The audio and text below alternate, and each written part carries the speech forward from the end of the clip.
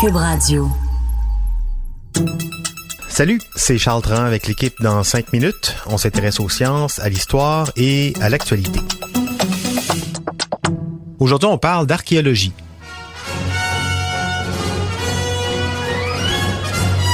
Indiana Jones, il en aurait rêvé, un scanner capable de déshabiller une forêt pour voir les vestiges qui se cachent en dessous. C'est ce que fait depuis une bonne quinzaine d'années le LIDAR, le Light Detection and Ranging, une machine qui, comme son nom l'indique, utilise la lumière pour trouver tout ce qui se cache sous les forêts. Comment ça marche? Et pourquoi est-ce que c'est en train de révolutionner l'archéologie? Et tant qu'à ça, est-ce que cette machine pourrait à terme remplacer les archéologues eux-mêmes? Baptiste Zapirin nous en dit plus long. Alors, le LIDAR, c'est quoi?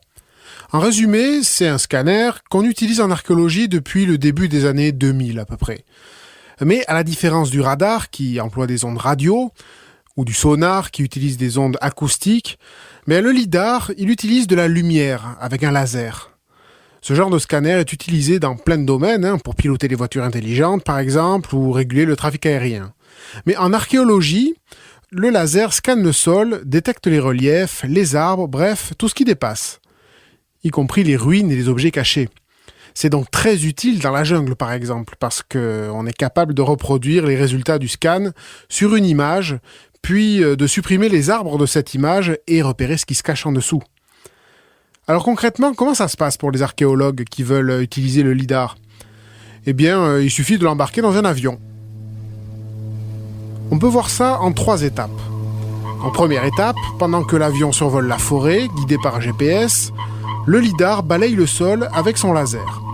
Alors à chaque seconde, il envoie jusqu'à 150 000 impulsions lumineuses, invisibles, inoffensives. Ces impulsions rebondissent lorsqu'elles percutent un obstacle, comme un arbre ou lorsqu'elles rebondissent sur le sol aussi. Et donc, deuxième étape, un capteur dans l'avion calcule le temps que met chaque impulsion avant de rebondir sur un obstacle. Et alors c'est là que c'est intéressant, puisque ces impulsions qui rebondissent sur un arbre ou sur une structure reviennent plus vite qu'une pulsation qui ne croise aucun obstacle et rebondit sur le sol. Enfin, troisième étape, des algorithmes complexes permettent d'éliminer les pulsations qui ont percuté des arbres. On obtient alors, sur un ordinateur, une carte topographique en 3 dimensions, précise à quelques pouces près. Mais sans la forêt. Et on voit donc ce qu'il y a en dessous. Alors ça n'apparaît pas de manière photographique non plus. On voit des jeux de couleurs, on parvient à deviner la 3D, mais ce n'est pas comme un jeu vidéo en haute définition. Le rôle des archéologues reste donc capital pour interpréter ces résultats. Mais quand même, ça marche très très fort. C'est même en train de révolutionner l'archéologie, dans la manière de la pratiquer, mais aussi dans le potentiel de découverte. Par exemple, en 2012, le LIDAR a permis de retrouver la légendaire cité perdue du dieu singe, dans la jungle du Honduras. Cette cité avait été évoquée en 1526 par le conquistador espagnol Hernán Cortés, mais on ne l'avait jamais vue. Autre grande découverte, en début 2018, le LIDAR a permis à des archéologues de trouver plus de 60 000 ruines mayas dans les jungles du Guatemala. Des palais, des fortifications, des centres cérémoniels, des habitations, le tout dans une douzaine de cités réparties sur plus de 2000 km².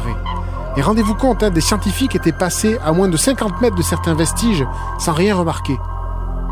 Alors, est-ce que le LIDAR sonne la fin du métier d'archéologue tel qu'on le connaît? Pas vraiment. L'archéologue à la tête des recherches au Guatemala, Francisco Estrada Belli, a déclaré, alors j'ouvre les guillemets, « Le LIDAR révolutionne l'archéologie comme le télescope spatial Hubble a révolutionné l'astronomie. Il nous faudra 100 ans pour étudier toutes ces données et comprendre vraiment ce que nous voyons. » On leur souhaite donc bien du courage. Ouais, surtout que cet été, plusieurs équipes d'archéologues ont découvert, grâce au LIDAR, plus de 1500 sites d'intérêt archéologique, et ce, uniquement au Royaume-Uni, tout petit pays.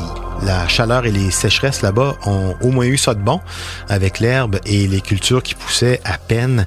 Les lidars embarqués dans les avions ont découvert toutes sortes de traces de construction de toutes les époques, du néolithique jusqu'au début de la révolution industrielle, en passant par la Renaissance, le Moyen-Âge. Comme quoi, on a encore beaucoup de choses à découvrir sous nos pieds, avec des machines, oui, mais aussi avec des petites pelles, des balais et, bien entendu, des archéologues en chair et en os. Merci Baptiste, c'était en 5 minutes.